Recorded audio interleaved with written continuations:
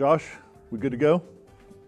All right, Northwest ISD, great to see everybody.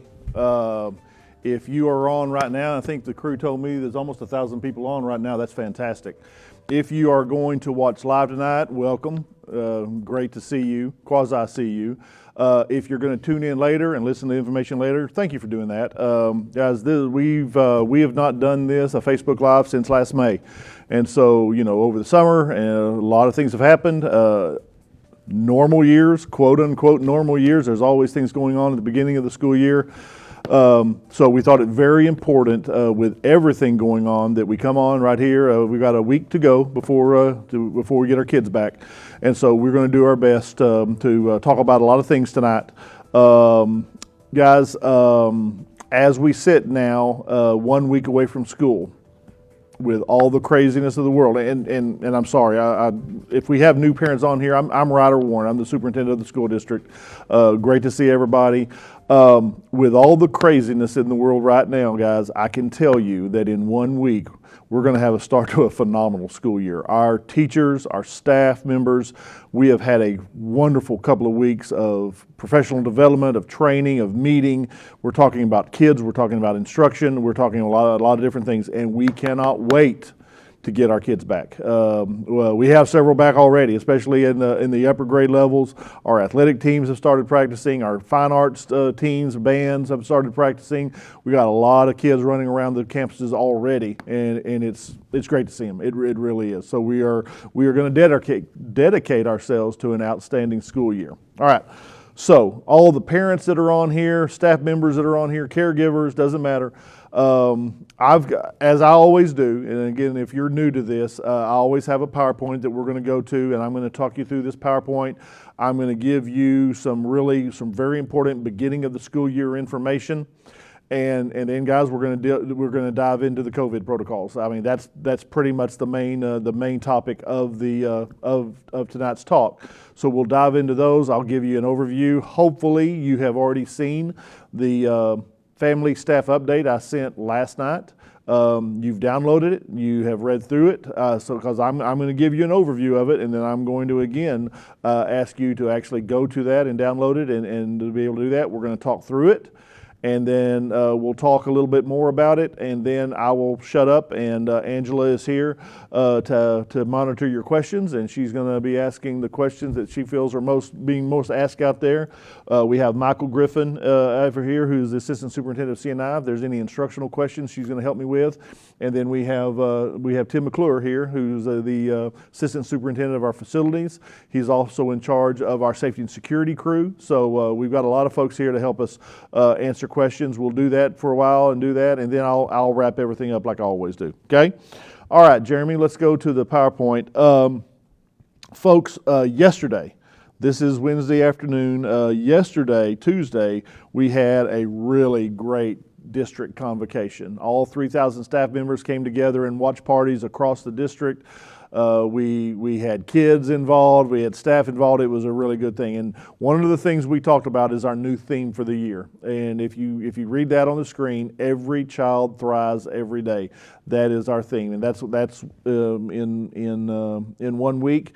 That is what we're going to dedicate ourselves for each child that comes into the school district. That's what we're going to dedicate ourselves, that we're going to do our best that every child is going to thrive for us every single day. And folks, it's going to take all of us to do that. It's going to take in partnership with our school staff, especially our classroom teachers, our parents, our caregivers, all of us, our community members, community leaders. Again, we're looking forward to the beginning of the school year.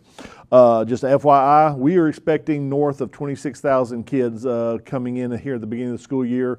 Really, if the demographer is right this year, and he usually is, the guy that we use has been fantastic guessing our numbers, we will probably hit 27,000 kids this year if the enrollment holds up the way we think that we think it is. Okay, so let's talk about back to school next week. Ready or not, here they come. We are going to be ready for those 26,000 kids to come back into school on Wednesday, August the 18th. Please, parents and caregivers, if you're listening out there, please register your students online. Whether you're a brand new student into the area or if you're a returning student, We need you to register. Please do not wait till Wednesday, August the 18th, to do that. And folks, I'll just tell you, we have some very nervous building principals right now. We have 31 phenomenal building principals, but we, especially at the elementary level, we have some very nervous ones right now because we're getting reports of new students all over the district. And so we could be seeing some very, very loaded classes. There's some very high populations at each of our campuses, especially those campuses that are in areas where we normally see the growth.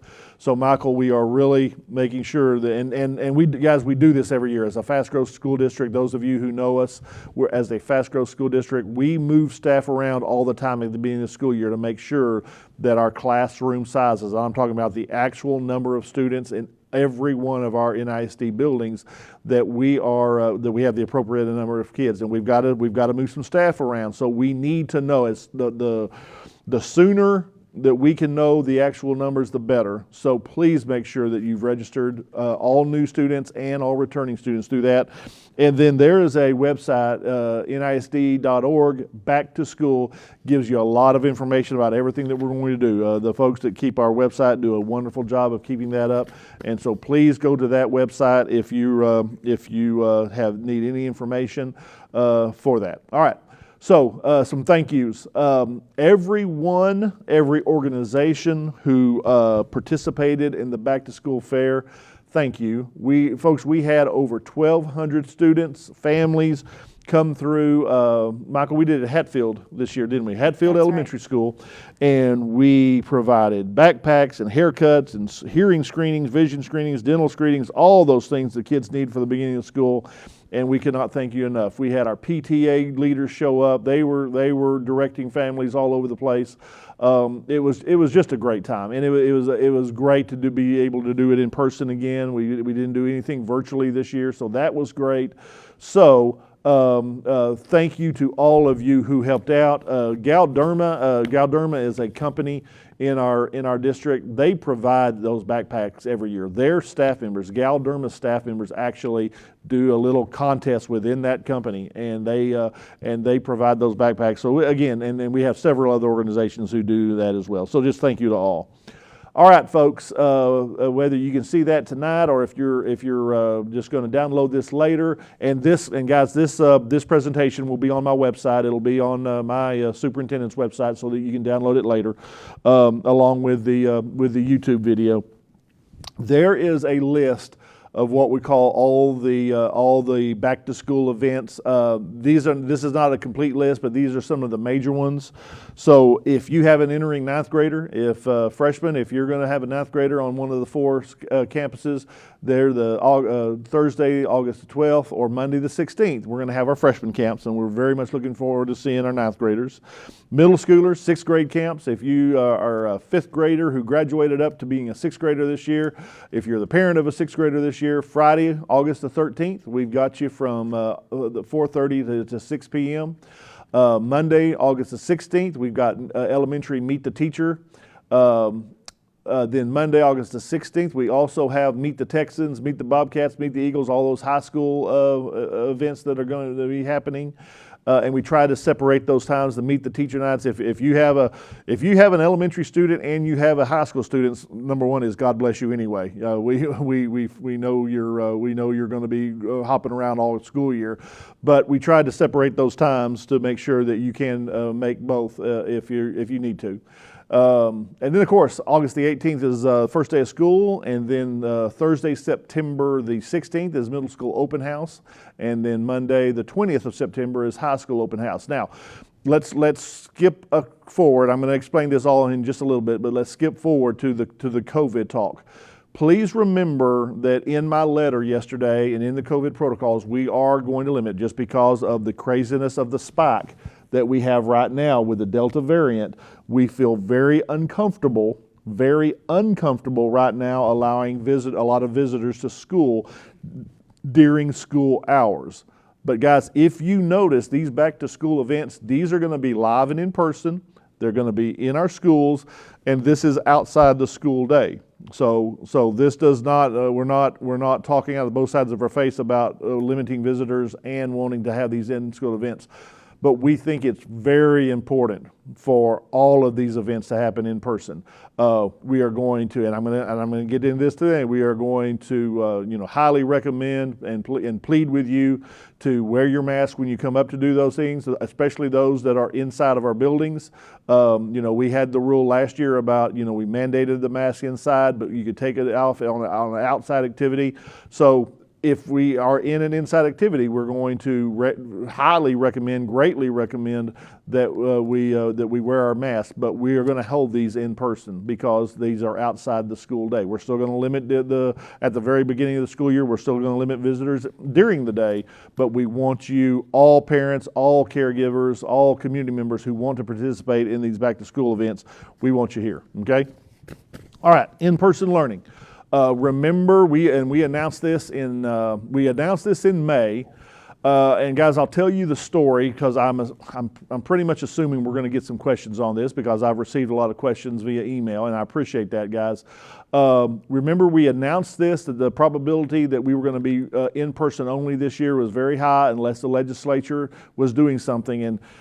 And folks, if you remember my stories all the way through the legislative session, so every Facebook Live that I did during the legislative session, we kept updating everybody about that. There was a remote learning bill that went through the legislative session, and that to provide staffing funds for that, to provide funding for technology for remote learning. We were myself, a lot of our staff members, and a lot of our parents were lobbying to get that passed. It died. The remote learning bill from the regular session this last spring died. They brought up another bill during the first special session, and it has died because the House of Representatives can't get a quorum right now. So, folks, right now we are in-person learning only. Right now, remote learning is not an option. We do not have the teachers for it. We don't have the funding for it. It is that bill has died. We are going to, for the kids who qualify for homebound services, we are absolutely going to provide this. Now, so parents of students, all the parents who have emailed me really needing in your mind, because of whatever situation you're in, doesn't matter, but if you're truly needing remote learning, there might be a glimmer of hope. I cannot promise you anything, but there is a new bill that has been filed. There has a new bill, I believe, Michael, it's SB 15. SB 15 has now been filed in the Senate, and hopefully if the House can get a quorum together to vote, hopefully that will be. And House Bill 15 contains a plan for remote learning. So I would really, truly recommend, and I know some of you out there that I know personally, you have no problems at all giving your opinions to our state leaders. And Angela is here, and Angela Scott, who keeps track of all of our state leaders. We have 8 different state leaders in our school district, 5 representatives and 3 state senators. Angela maintains, and she's going to go back and check to make sure all the information is current. We maintain a legislative page on our website. So Angela will go back in there and she's going to make sure all the information is correct. I would really recommend, if you're in a situation where you need remote learning, I would absolutely contact our 8 leaders and make sure that they know that. Right now, that can't be us. I know we can't ask our current teachers to do this. If you remember the load that our teachers carried last year trying to do both, a lot of them tried and succeeded in doing both. We had some standalone teachers who just did remote learning, but we've put them back in the classroom. We needed them for the growth that we've had and for the number of students that are come back in-person learning. Every remote teacher that we had has a classroom assignment. So we will need the state to provide us the funding for staffing, for materials, for technology to be able to do that. So please, if you're at all comfortable doing so, Senate Bill 15 is the bill, so make sure you contact them. Another change from last year, we are welcoming the new NISD Transportation Department. If you've been in the district for any time at all, you know we've always contracted out. There's been a third-party provider, Tim, that has always provided our transportation services. Guys, if you have any kinds of compliments for our bus drivers and our transportation department, or if you have a concern, it's going to come right to us this year. You don't have to go through anybody else if you have any kind of transportation needs. We're about up to 260 positions in the transportation department. They're all our NISD staff members now. We're going to probably run about 165 routes every day, twice a day. And so there's all the information. We need you to sign up for those. Tim, is that correct? That's correct. We need to sign up for those services to be able to do that. The only caveat to the transportation issue, folks, again, going back to the COVID issue, if you were at all concerned about putting your student on a bus this last year, we had a lot of families who decided to bring their students up to school rather than putting them on the bus because it's a closed environment, it's a small environment, and they're around kids they never see during the day or anything like that. So if you still are concerned about that, please consider bringing your kids to school if you were able to do so this year. Just again, as we're in this Delta spike, consider that. We have families who can't bring their students up. For whatever the circumstances, they need our transportation department to bring their children from home to school and then to take them back home after school. And we are very proud to do so. But if you are at all can do so, think about coming up with a schedule for yourselves to bring the kids up again this year, just as we did last year. All right, class schedules. We're already getting questions about when class schedules. You can get into the hack, those of you who know how to do that. We will show you how to do that if you don't. The Home Access Center. Secondary classes will be available on August the 16th. Elementary homeroom information will be available the 17th. And then there is the address for our hack to be able to access that. So all the kids will know where they're going to go that first day of school. All right, school meals, and we've had some questions about this. I want to make sure that we clear up any confusion. And Tim McClure is also over our cafeteria programs, our food programs. We're going to do free meals again at elementary and middle schools, just like we did last year, and we're going to operate pretty much the same thing that we did at high school last year. Really, nothing has changed. You can see some of the service changes at the high school, and some of the kids are going to get some more options this year. But how we did the lunches, the free meals at elementary and middle school, giving the free lunches to the kids who qualify for it for high school, really nothing changed from last year to this year. Did I say that right, Tim? Yeah, as far as the program services, that's right. The program services, this is the same thing we did last year, so we're going to keep it going, and that was very popular last year. And then we have some new lines and specialty lines. The kids at the high school level, the kids, the kids, they do not steer away from giving us their opinions about what they would like to eat in our cafeterias. And so we try to listen to them. We really do. And Aramark has always done a good job of surveying the kids for that and everything like that. So we're going to do our options. The free and reduced meals are going to have more options this year available for them. And then, we're going to try to have that equity across all the meal stations so the kids will have access to just about everything that's in there. Is that correct, Tim? Yes, Dr. Warren, and you hit the nail on the head. The students actually are the ones that called for that. We surveyed them on blind pizza test and blind Subway sandwiches test and allowed us to take those franchise brands out, which then gave that equity to across all meal lines for Great. Free and reduced. Good. Yep. Okay. Please, if your family qualifies for this, make sure you fill out that free and reduced cost meal application. Excuse me.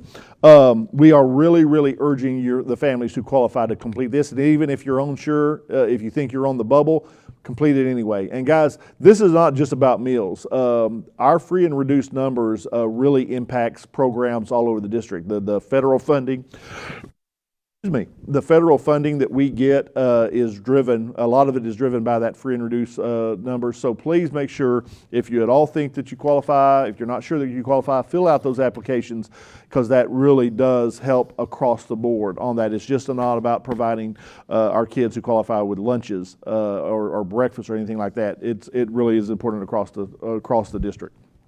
All right, Tim is also neck deep, and his staff are also neck deep into all of our construction plans and the building that is going on, the building that will be going on. And guys, we're going to have building around here for the next 10 years. We really are. But I want to show you some pictures. The new campus at Berkshire is completed. I think Tim took a walkthrough on it last week. Looks great. There's still a little bit of work to do that they're getting up, and there'll probably be workers going around there probably for the next year. I mean, it's a big building. We always have little things to do before we can close it out. But all of our students who are going to go see Mr. Vercher at Berkshire Elementary School, we are very proud to open up that school here in just a week. If you are going to VR Eaton students, you're going to have a new wing too. That wing is ready for you. You saw it being built all last year, and so that wing is completed. In fact, we actually had some PD meetings in it this year, so it looks great. Medlin students, your Fine Arts Edition has been completed. I walked through that just the other day. I think we're finishing up some floor tile and everything else in Medlin. So Miss Cantrell is really ready to get you guys back into Midland Middle School. And then we have there in Hazlet, the former Hazlet Elementary School. We had a great time opening up the new Hazlet Elementary School last year. We're actually going to have, just because of the COVID issues, we didn't get to have a grand opening of the new Hazlet. We're going to go ahead and do that this year as well, because we want to show off that building. But the old Hazlet, the old building that was the old Hazlet Elementary School, is still a great building, and we're doing it. It's going to house some special programs, going to house students, going to house staff. We're very excited about that Legacy Learning Center, the former elementary school, to be able to do that. So that's going to be exciting as we go through there. And then, Tim, we've got a lot more building to do in the future. Yes, sir. All right, folks, let's talk about our health and safety protocols. Last night, you should have received the family update, the staff update from me. It gave you a couple of different links. It gave you the link to the complete protocols. It gave you several talking points of what the protocols contain. I believe there is a link, Tim, in there that if you would like to go ahead and give us permission, if your student has COVID symptoms, you can go ahead, and if you would like us to do so, we can actually do a COVID test of students. The state has given us tests. Our nurses, we did this last spring, and with a parent consent, we can do that. So you don't have to wait to get them into the doctor and wait to that. And guys, it's not one of those tests where they tickle the kids' brains, sticking those things all the way up their noses. It's not as intrusive as that. And in fact, I believe most of the kids will do it themselves. We'll ask them to do it themselves. And so you should have received all that last night. If it's still in your inbox, I would really recommend that you go through that before next Wednesday to make sure you know everything. Let's talk about some of the highlights. Please read that carefully. Northwest ISD strongly encourages the use of masks. Guys, we had a really good school board meeting Monday night, our normal 1st August board meeting, and we probably spent about an hour and a half discussing these things with our school board members so that they would be, we got a lot of great feedback from them and the needs that they had for these protocols and that. So we've had a lot of voices in these and a lot of feedback for these. So under the laws that we are in now, the state of Texas, the governor's office, the state has placed personal responsibility at the forefront of COVID mitigation. Tim, did I say that right? Mm-hmm. Personal responsibility. Really, and I don't know why I put this second, but really what everyone is mostly encouraging is the vaccine. The number one way to fight the COVID, whether it be COVID, the Delta variant, everything like that, everyone is encouraging the vaccine. So unless you are just a true anti-vaccine person, I strongly encourage for all those who qualify, and I know our little ones don't yet, If you qualify for a vaccine, we are strongly encouraging all staff members of the district and all students who qualify and their families to get the vaccine to help fight this COVID challenge. We are also strongly encouraging the use of masks. The staff up here is going to be sick of me telling them the need for these masks, that I'm going to highly recommend and strongly encourage the use of masks. Now, if you notice, neither of these statements have the word mandate on there, that it is not a mandate this year as it was last year. So that personal responsibility is a huge part of us working together to get COVID out of our lives. And guys, that's the only challenge within this whole issue. That's the only thing we need to be talking about, is how do we get rid of this thing that we've been dealing with for too long anyway. So that is the number one change from last year to this year. We always recommended the vaccine. As soon as they came out, we started recommending the vaccines. But we strongly encourage the use of masks by our children, by our staff, and by anyone else who are going to be in our buildings this year. And that's the change from last year. It's not the mandate. And I'll talk a little bit more about that here in just a second. All right. Please, for the love of corn, do not send your student, and you do not come to work at school sick. Make sure that you pre-screen. If you've got little ones, if you've got kids, if you've got high schoolers, pre-screen them every day to make sure they're not coming to school sick. If they have a 100-degree temperature, keep them at home. And I know you've heard superintendents all your life and school people tell them, please bring your kids to school. It's more money for the school district, all that stuff. Do not send kids to school sick. Staff members, do not come to school sick. If you have those symptoms that we've all learned about it's COVID, please stay at home and then figure out exactly what you have. The COVID protocols that we sent out, we're still going to do the same thing that we did last year. The hand washing, we're going to have the kids and the staff hand washing all day. We're going to socially distance where we can. Tim's crew are going to be there during the day. At night, we're going to be cleaning and disinfecting like we always did. Food service is going to be cleaning constantly and making sure that we're safe in there. And then we're going to have again, I told you that if at all you could bring your kid to school, that takes them out of another environment that would potentially be a COVID issue. But we know there are families who can't. And so Tim and the transportation department, we've got the process set up that we're going to be sanitizing and disinfecting the buses constantly throughout the week to be able to do that. Just so that we won't have kids congregating a long time, we ask that you do not arrive at school this year. Elementary at 7:20. Middle school at 8:20, and high school at 8. The kids will be led into school at those times, if at all possible. And we understand parents work. We know we have a lot of caregivers and parents who both work, and you maybe just have to drop them off a little bit early. But if you can, don't let them out of your cars. And we had a lot of parents who just sat there in their cars, and you did a great job last year doing that.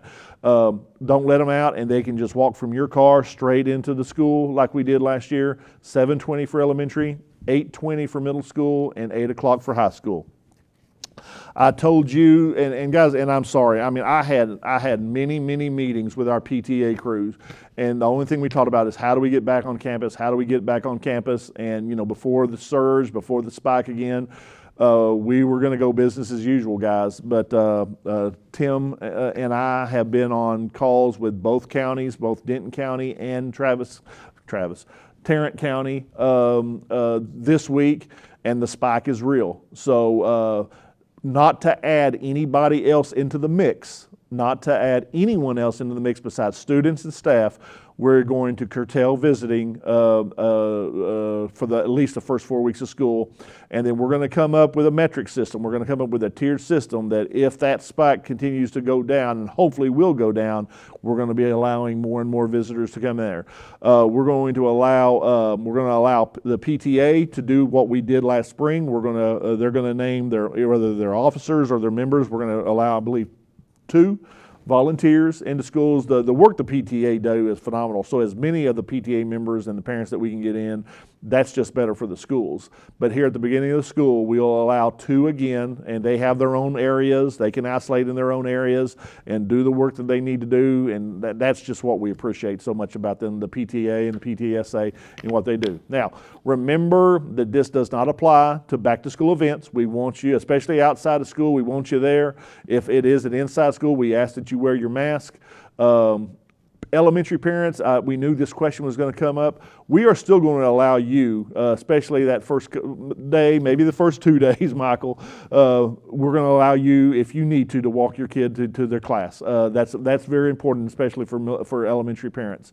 So, but again, that's before school. So that doesn't tread on any of the things that we're talking about. So elementary parents, again, we ask that you wear your mask when you come in.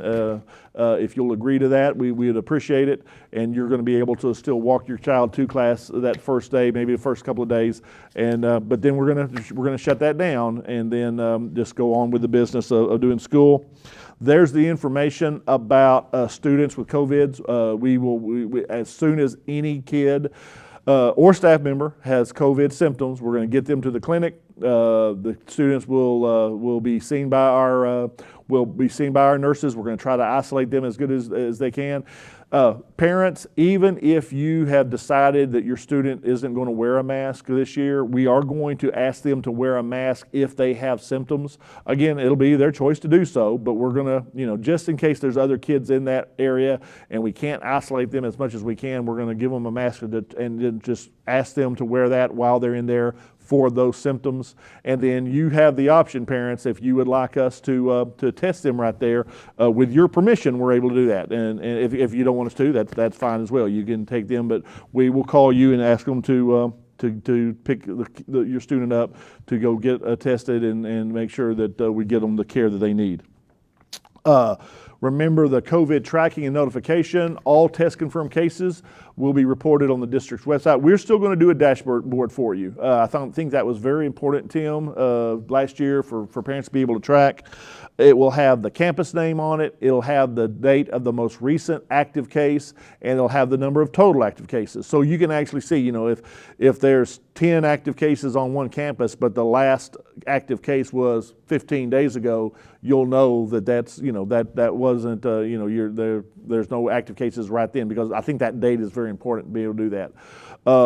The tier 1, tier 2, tier 3 letters, we're really not going to do that this year. We're going to send a letter to everyone who has a confirmed case in their class. We think we owe it to our parents, definitely our staff members. If we have staff and families, we'll receive that email from us. If you can, we're gonna ask if you want to track numbers of COVID cases per building. That's what the dashboard's for. We're going to tell you if you have one in a student's class. So just to make sure that you understand that. And then Tim, if we have positive cases, it's a 10-day minimum for quarantine. That's correct. If a student or staff members gets COVID, it's an automatic, and that comes directly from the state. It's a 10-day automatic quarantine. We're going to count it just like we do any kind of sickness. If a kid gets the flu, strep throat, or anything like that, they need to be better. They need to see a remission of the symptoms for at least 24 hours, remediation of not a remediation, but a lowering of the fever without aspirin, without anything like that to do that, and then the symptoms need to get better to be able to do that. Okay, so Jeremy, bring me back up. All right, now let me say a couple of things before we take questions and make sure that we're all on the same page. And pay attention to all the first of school stuff, especially the registration. Make sure you do this. But let's just keep this talk just to the COVID protocols. The Northwest Independent School District has published COVID protocols for the 21-22 school year. All current parents and staff members have copies of it, or at least you have access to a copy of it. These are our protocols today. Okay, let that sink in. Okay, these are our protocols as it stands right now. These protocols meet the letter of the law as the law stands right now. So guys, this is what we worked through to make sure that we had everything that was logical and prudent, keeping to the letter of the law, to be able to keep our children and our staff and any other adult who comes in our buildings as safe as possible. That is what we have done. I believe, we have 1,200 school districts in the state of Texas, and I believe today I looked at the news, and I think 6 or 7 school districts from all around the state, they've decided to put in a mask mandate, and that is a great choice for them. All right, if that is their choice to do so, if they feel that is what they need to do, that's a great choice for them. All right, the issue that we have, and I've had a lot of guys. I've had a lot of advice over the last few days about what we need to do, and I appreciate that. I'm not trying to downplay getting your emails, and because we've always said that we need your input. But I'm getting a lot of advice on both sides of the fence of what we need to do. The COVID protocols that we have are the enforceable protocols that we have as it pertains to the laws of the state of Texas. All right, guys. I cannot put any protocol in these that I can't enforce. All right, I can't. Parents, you read a student handbook every year. You read a student code of conduct. Every rule that we have in every one of our 31 schools is directly supported or directly required by the laws of the state of Texas. All right, we are not subjective about what rules that we put in and we don't have, that we do or don't have in our schools. Those are rules that we know are required by the state or rules that are important to us that are supported. You can go to the law book, the Texas Education Code, chapter 37, and you can see that there is support for every rule that we have. I don't know how to enforce protocols or rules that are not enforceable at the state level. I don't know how to deal with families who are saying we need these mandates, but the mandates can't be enforced by the state. All right, we've got to make sure that we are doing everything we can right now under the rules of the state of Texas to be able to do that. If the rules change in the state of Texas, you guys know we reserve the right to adjust anything that we do, that whatever we feel is in the best interest of our children and the best interest of our staff. All right. We have worked very hard on these to make sure that we are towing that line with the law. These are today's protocols. I can't tell you what's going to happen tomorrow. You guys know how crazy this world is. All right? So let's make sure we understand each other. We are following the laws of Texas. We are following the governor's executive order, which substitutes as a law of Texas unless the legislature changes it or if he changes his mind. Agree with it or disagree with it. These are the enforceable rules that we have to protect ourselves today. Okay? I may very well come back to you in 3 days or next week or in 2 weeks or in a month and say they've changed. I did that all last year. If you guys remember, we improvised and adapted because the rules changed on us. And we had to come back and say, okay, this is what we did. This is what we're going to do because the rules changed on us. I very well think that that's going to happen this school year, just the way that everything's going. But I just want to make sure you heard me say we have done everything that we can under the law to do this. These are today's protocols. If anything changes, you will be notified immediately. And I'll say a little bit more, but let's take questions right now, and then I'll wrap it up. You guys have done a great job staying with us tonight. All right, Angela, do you have some good questions? I do. Okay. And as we expected, Go ahead. This is not an easy conversation. Of course, there's two sides to a lot of the conversation Absolutely. tonight. Masks and no masks, and then also several questions about remote learning. A lot of discussion going on about providing or wanting us to provide a remote learning option. One even about the financial piece of it, wondering why we can't since all of our kids already have laptops. So would you like to elaborate some more on the district's decision or our inability to provide remote learning? Oh, that's great. Guys, mainly it's teachers. The number one expense that we have in the school district, if you break down our budget, we have about a $240 million operational budget. Up to 90% of that is people. We are a very person-driven industry. People to teach, people to support teachers, people to support operations, the bus drivers, all these things, the salaries and benefits that we pay. So the number one expense that we have are people. When we were able to, the state of Texas, knowing the challenge we had last year, they changed the rules. Here we go again. They changed the rules where we could count, for funding purposes, children who were actually not going to be in school. I mean, guys, I've been doing this for a long time now. This is going to be my 32nd year being in education, and we have always been funded by how many little rear ends are in the seats every day, all right?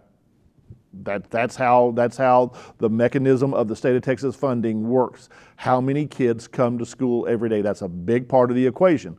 So that average daily attendance matters. But last year, the state, knowing what was happening out there, we had up to, Michael, I think it was up to about 5,000 to 6,000 families, children, who needed to stay home. And we were very proud to serve them on that. And we were able to put in things. We got the funding to be able to do that.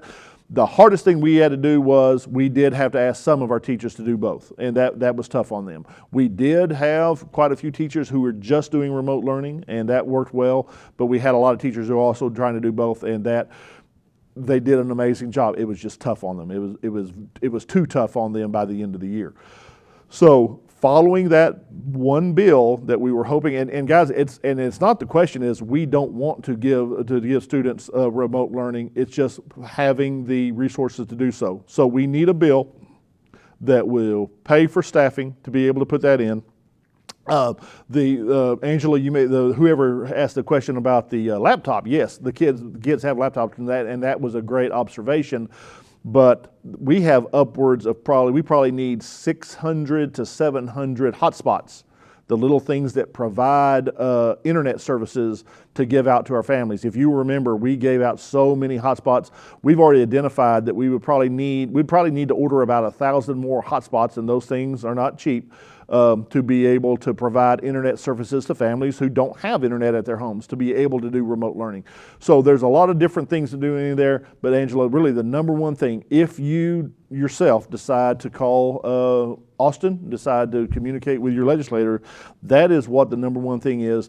If we get a bill passed this summer, I mean, and those guys have no idea about our planning processes and how much we would have to sprint to put something in place. If a bill is passed, we are going to absolutely look at what we would need to do to put a remote learning in place for those who, and again, I've had a lot of emails saying they absolutely need it, and we're not slamming the door on it at any level. Now, our druthers, we want kids in school. We want your child in school. We want them to be in the same program that every other kid is going through, because we have a lot to do this year for student achievement.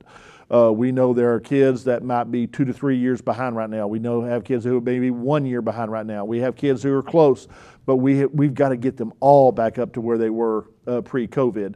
And so if we just need to look at a bill that would provide us the resources to be able to do what we do. If we're able to put that all together, we will absolutely look at that. Thank you. That's a very pertinent question. One question here. What will the protocol be for students who are exposed to the virus, whether at school or outside of school? Are they excused for their absence, and are they allowed to stay home? Absolutely. A kid that is exposed, if they have the symptoms, absolutely, that's always going to be an excused absence. And then we would absolutely recommend you go get the test, whether we do it or your doctor does it, or an emergency room, wherever does it. The one thing, and Tim, make sure I say this right, the one thing that we're not going to do, what we did last year, is that contact tracing, because without masks, we'd be tracing all over the school. I mean, we could identify maybe 100 kids in our bigger buildings that this student might have come in contact with us. That was the beauty of the mask last year, because when we contact traced, if the kids had their mask on, if they were and in most of the circumstances that we dealt with, it was the case.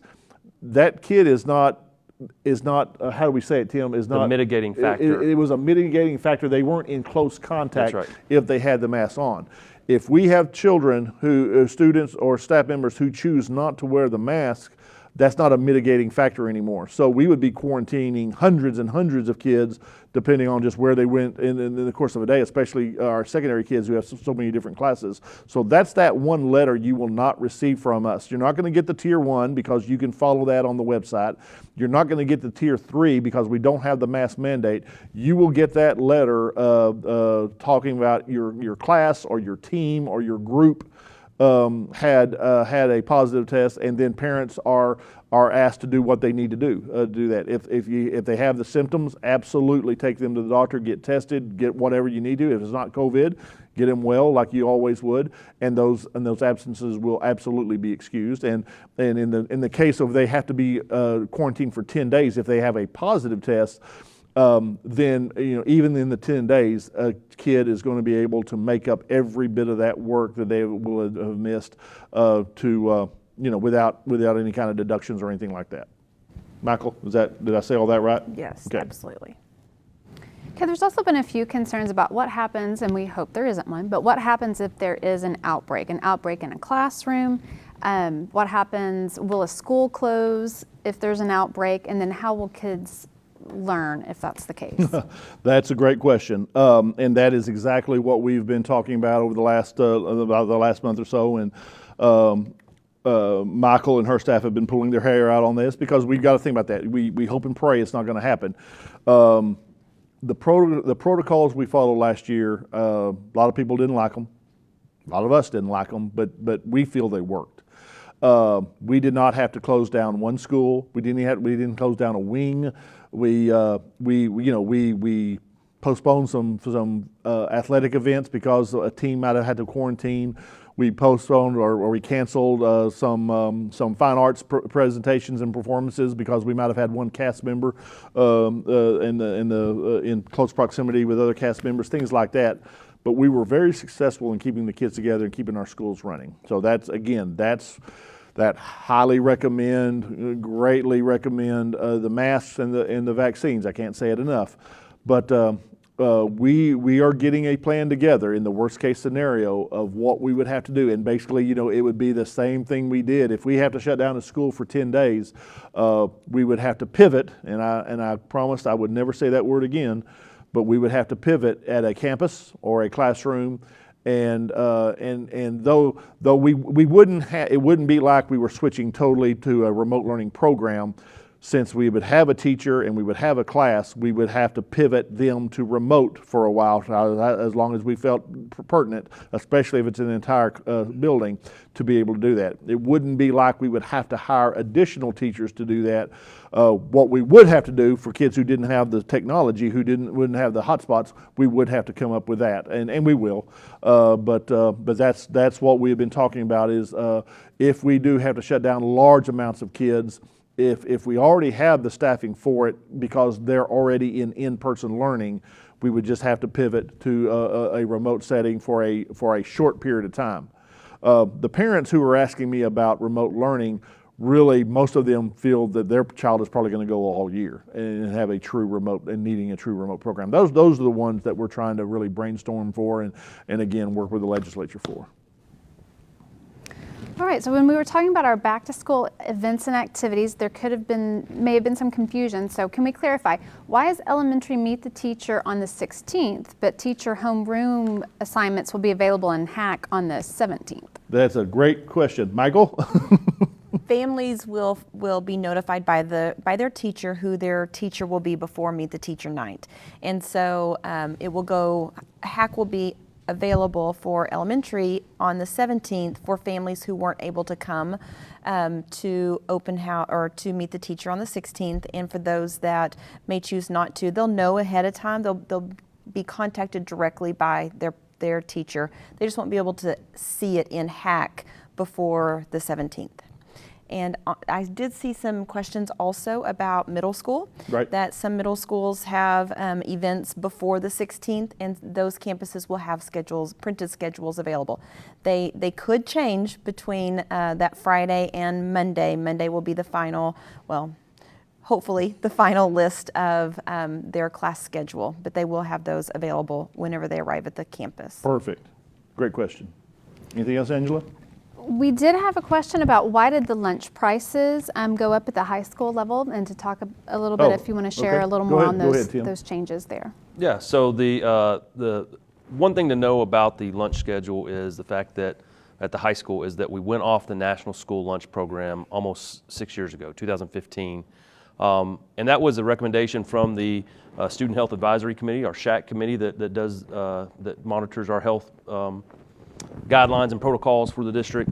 And that was mostly because they were getting feedback from the high schoolers that it was not providing the amount of portions that a high schooler would need, not the right nutrition that a high schooler would need. And so back then the district 6 years ago went off that program. When we went off that program, we were not able to follow kind of the free and reduced meals for everyone. So that's part of that question, is why is that not happening? The reason we went up to $5 is in looking at our receipts from the last couple years, the average ticket price has been above $5 across all our high school campuses. And part of that's been because the free and reduced meals, or the base meal that you could get, was only in one line, and kids were buying a la carte items in different lines, like the Pizza Hut, like the Subway sandwiches. By removing those franchises and providing a baseline that was at that $5 level, it gives that baseline meal. Every kid can get a baseline meal for $5 at any line, and that would include an entree and 2 sides. They don't have to get that meal. They can go a la carte and only get an entree. So I think one of the examples we talked about was if you only want a pizza but you don't want the side salad and the breadsticks, well, that would be below the $5 line. So most of that was to bring a better value across the meal on all meal plans or all stations, whether that's the chicken station or the Subway station or the normal station, burrito bowl, and to provide that equity across all for the free and reduced as well. Good. Very good. Okay, Angela, good? Okay, guys, great questions. Absolutely great questions. All right, let me wrap up, and I do appreciate everybody who got on. I appreciate everybody who's going to download this later. Let me give you the final thoughts, and please know again how excited we are that the 18th is going to roll around here. We're ready. We're ready to get the kids back. This is what schools do. We want to get them back, and we want to get going and rolling with them. I am getting a lot of feedback about just the protocols, and I understand so many people are on opposite sides of the fence, and really it's just about masks. Not really getting any real feedback, even with us strongly recommending the vaccinations or anything like that we're doing, the cleaning that we're going to do, and how we're going to get the kids in and out, and if the kids are positive and everything like that. The only feedback that I'm getting is about the mask, and please continue to send me your feedback. All the issues that we deal with, it's better when parents and caregivers and kids themselves communicate with us. There's been some specific statements made that I want to make sure that I address, and make sure you just need to know where we are and where I am on all of this. I just told you, we're following the law, because everything else, it would be, I don't know how to enforce anything that's not backed up by the law. When those times come that we have to correct children because they have not followed the rules of the school, ultimately we can go back and show them this is absolutely supported and or required by state law, and that's really why I think a lot of the times, we've got great kids in ISD. You guys know that. I mean, we're blessed with our kids. That is our blessing. We have a group of kids that keep our assistant principals in jobs. We do. They make some bad decisions, and we try to correct them as much as we can. And we put in those corrections to be able to do that. But most of the time, our kids follow the rules. They know it's the right thing to do, and they also know the repercussions of not. And that is the purpose of making sure that you understand these are today's COVID protocols, and I need everybody to know that. The biggest issue I think you need to come around with, to leave this talk with, and as we start the school year, and I said this to the staff yesterday in convocation, we will not compromise when it comes to safety for our children or for our staff. We're not going to compromise. We're going to do everything we can do.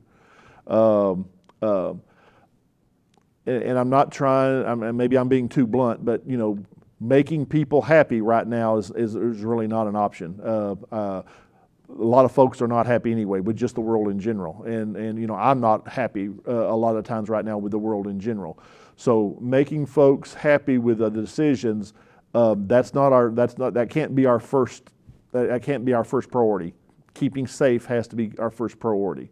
A lot of folks are asking me to survey parents about our safety protocols. Survey the parents and see where, and put in those protocols where I guess the majority of our parents would do. Guys, we don't survey parents for safety measures. We can't. We're all over the place on that. Guys, I've received 2 messages telling me to stand up and do the right thing, and it was about masks. Telling me to stand up and do the right thing. One was anti-mask, one was pro-mask. Both of them identified themselves as doctors. Okay, I don't know how to bring that together. So we're not going to survey parents, we're not going to survey kids about these safety measures. We're going to follow the law. We're going to put in the most prudent and logical steps that will follow the law. We will change these protocols if the law allows and we feel it's prudent to do so. We will keep these protocols if the law does not change because we think this is prudent to do so. But just understand, we can't do that. We do a lot of surveying in this district. If you just look at Michael's instructional program, most of it is built because students and parents have told us what they needed from us. Tim just said that, you know, a lot of our choices that our kids get in the lunchroom are solely due to what the kids tell us that they want. We've got a phenomenal career and technology department where kids are getting real world experience in programs that they're going to do when they leave us. And that is almost 100% driven by what parents and kids have told us year after year after year. The Culinary Academy, the Biomedical Academy, the Business Academy, the STEM Academy, all the academies across the district are there because we've asked parents and kids, what do you need from us? But we can't survey when it comes to safety. We can't go with what's most popular when it comes to safety. We've got to go with what's the science is telling us and what the law is telling us. We've got in now what the law is telling us, and I will absolutely come right back out here and tell you if we're going to change, and we'll make that announcement. We're going with these right now. As the crazy world goes on, if anything changes, you'll be notified. The number one thing we've got to do is make sure that we're taking that personal responsibility unto ourselves and trying to get COVID out of our lives. Our guys, and this is what's making me so mad these days. I told my principals today that I've been in a funk right now just because everything that has happened to us last year, this year was supposed to be that year where every child felt that joy to go to school. That every parent felt that joy, that moms were giving us high fives because they were able to send their kids back to us and not have that stress of COVID in our lives. That was supposed to happen, okay? It was, but it didn't. It is what it is. We're still in it, and we're still going to deal with it, and we're going to do it just as based on as much excellence as we can. I just want to make sure you guys know I'm not ignoring you. I'm not. I read every email that I get. But if you don't see me leaning one way or another in what you feel right now, or if you see me change to where you are going to be questioning what is happening now, you need to know that going in. And I want to make sure you heard me say that going into this. We're not going to compromise when it comes to the safety of our children or our staff. We're going to put in the protocols that best fits the law, that under the law are enforceable, and what the science is telling us best protects our children and our crew. All right, so having said all that, guys, any questions you have, keep sending them in. We will get our communications crew ready to start answering questions that come in after this is over. As you watch this thing, keep sending those questions in. We'll do our best. Go to those sites that we talked about, get all the information you need to for the beginning of school, and then ready or not, next Wednesday, we are going to proudly take in probably 26,000 plus of our children, and we're going to be very happy to do so. Everybody stay vigilant, stay very safe, stay well, and have a wonderful rest of the week, and we will see the kids next week. Thank you.